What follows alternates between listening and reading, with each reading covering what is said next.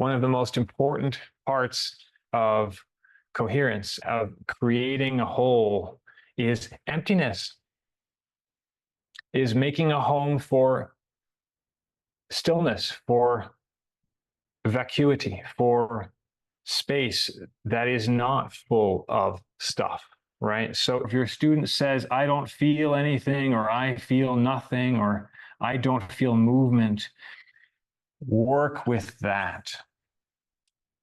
Work with the nothing. Give it a boundary. Where is nothing? Where isn't it? How does it feel to put your attention somewhere and not feel anything?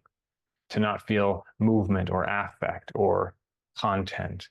Make a loving container for the nothing that you feel. And that may be the best gift to a coherent sense of self. But when it comes to emptiness and stillness, there is two possibilities, really. One is when you go somewhere like the navel and you don't feel something.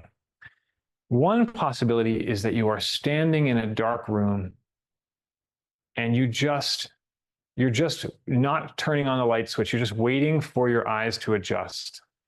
And it may be that with time, that contours begin to emerge, that there is something within the nothing.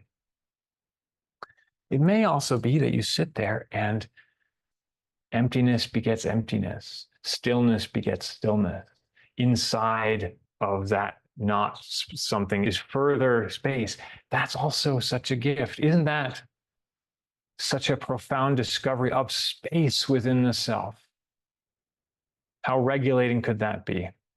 So go with it, right? And give it a home. Give nothing, give stillness, give emptiness a home, because when it comes, it's a gift.